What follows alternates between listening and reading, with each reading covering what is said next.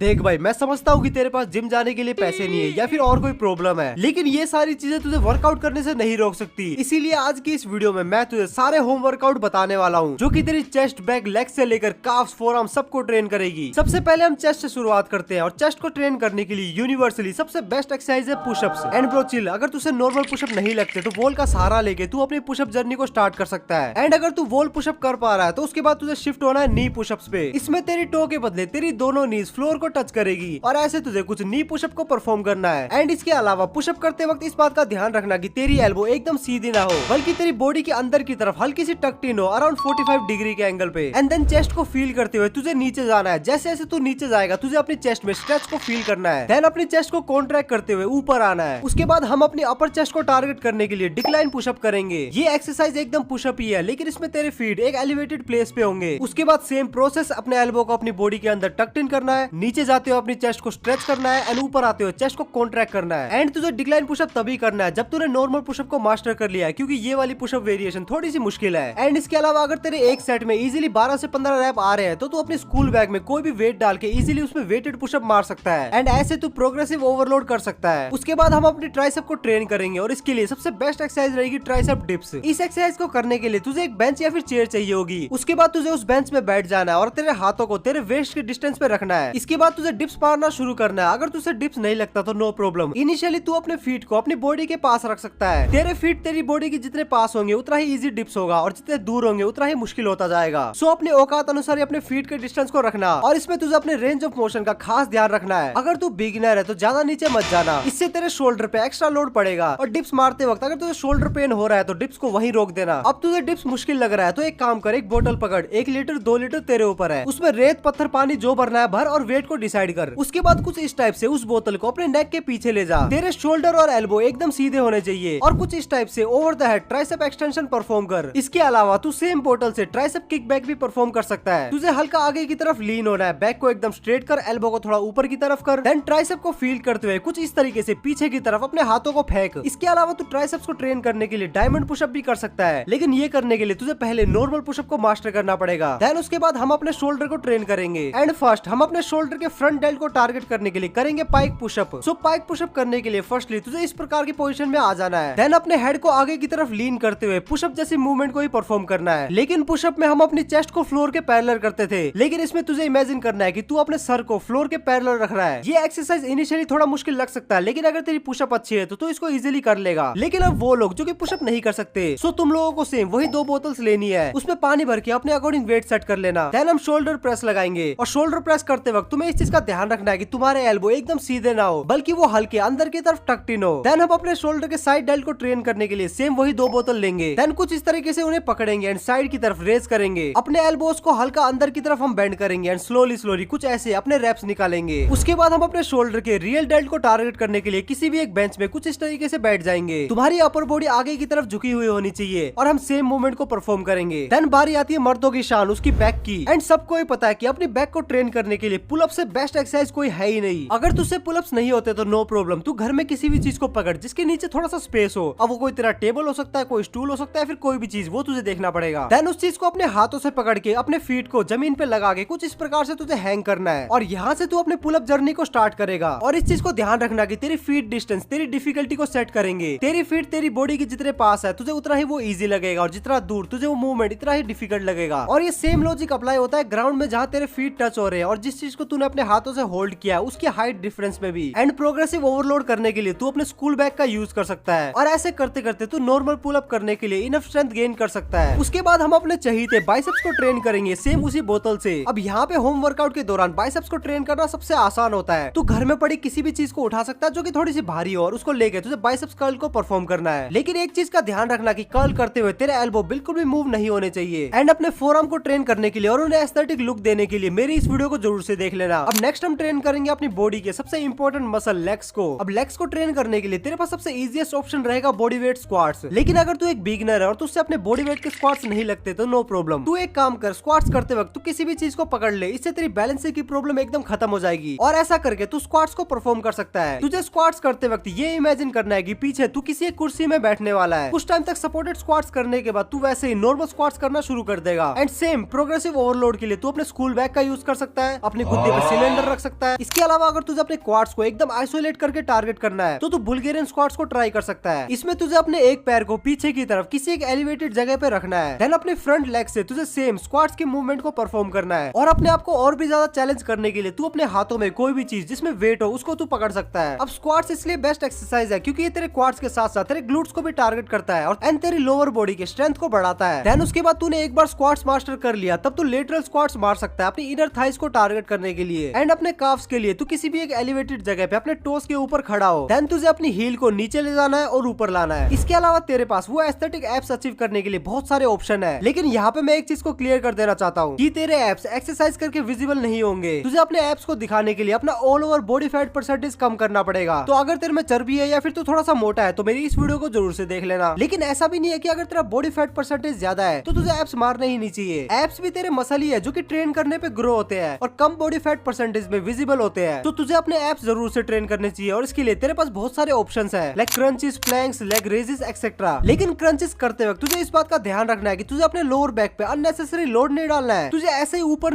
नीचे नहीं करना है, बल्कि तुझे अपने एप्स को कॉन्ट्रैक्ट और रिट्रैक्ट करना है। इमेजिन करके तुझे अपने अपर ऐप को अपने लोअर ऐप से टच करवाना है और एक आइडियल क्रंच मूवमेंट कुछ इस टाइप से दिखेगी, ना कि इस टाइप से। अब बात करते हैं कि तुझे कौन सा वर्कआउट स्प्लिट फॉलो करना चाहिए। तो मैं तुझे इनिशियली सजेस्ट करूंगा 2 मसल्स एट ए डे, जिसे हम ब्रो स्प्लिट भी कहते हैं। उसके बाद तू पुश पुल लेग भी कर सकता है, लेकिन अभी हम बात करते हैं ब्रो स्प्लिट की। तो इसमें तुझे मंडे को अपने चेस्ट और ट्राइसेप को ट्रेन करना है। अब चेस्ट के लिए तुझे सबसे पहले पुशअप्स करने हैं। अब वो नॉर्मल पुशअप्स, वॉल पुशअप या फिर नी पुशअप, वो तेरी मर्जी। सबसे पहले तू पुशअप का एक वार्म अप सेट लेगा जिसमें तू 6 से 8 रैप मारेगा। अब वार्म अप खत्म होने के बाद तू अपने मेन 3 सेट्स मारेगा 12 to 15 रैप के लिए। सेकंड एक्सरसाइज के लिए तू डिक्लाइन पुशअप कर सकता है, लेकिन अगर तुझसे डिक्लाइन पुशअप नहीं होते तो नो प्रॉब्लम, तू इसे स्किप कर सकता है। जब तेरे पास इनफ स्ट्रेंथ आ जाएगी डिक्लाइन पुशअप के लिए तब तू इसे अपने वर्कआउट में ऐड कर सकता है। देन हम ट्राइसेप के लिए करेंगे ट्राइसेप डिप्स या फिर ट्राइसेप ओवरहेड एक्सटेंशन। जिससे डिप्स नहीं होते वो ओवरहेड एक्सटेंशन कर सकता है, जिससे डिप्स होते हैं वो दोनों ही कर सकता है, और जिससे डिप्स नहीं होते वो डिप्स को रिप्लेस कर देगा ट्राइसेप किकबैक से। ट्राइसेप के भी सेम तुम्हें 3 सेट्स मारने हैं 12 to 15 रैप्स के लिए। देन ट्यूसडे को हम ट्रेन करेंगे बैक एंड बाइसेप्स। अब बैक के लिए हम करेंगे पुलअप्स। अब वो नॉर्मल पुलअप्स या फिर ऑस्ट्रेलियन पुलअप्स वो तुम्हारी मर्जी है। एंड बाइसेप के लिए हम करेंगे bicep curls, same 3 sets 12 to 15 rep. Then Wednesday को हम ट्रेन करेंगे लेग्स एंड शोल्डर्स। लेग्स के लिए तू सबसे पहले करेगा स्क्वाट्स। अब वो सपोर्टेड स्क्वाट्स हो, नॉर्मल हो या फिर वेटेड स्क्वाट्स, वो तेरी मर्जी। देन हम करेंगे lateral squats and calf raises, same 3 sets 12 to 15 rep. Shoulders के लिए हम करेंगे पाइक पुशअप या फिर बोतल से shoulder press, then lateral raises and rear delt fly, इसके भी सेम 3 सेट्स 12 to 15 रैप। अब यहाँ पे मैंने सारे एक्सरसाइज के 3 सेट्स बोले, तो इसका मतलब ये नहीं है कि तुम्हें 3 सेट्स पे ही स्टिक रहना है। अगर तुम्हें लगता है कि वर्कआउट सॉलिड हो रहा है और नेक्स्ट डे बॉडी अच्छी रिकवर हो रही है तो तुम 3 से 4 सेट भी कर सकते हो अपनी एक्सरसाइज को। बस किसी भी वर्कआउट को करते वक्त अपने रेंज ऑफ मोशन, फॉर्म और उस मसल पे अपने कंसंट्रेशन को बनाए रखना। एंड अपनी फिटनेस जर्नी में तुम्हें मोटिवेशन से ज्यादा अपने डिसिप्लिन की जरूरत होगी।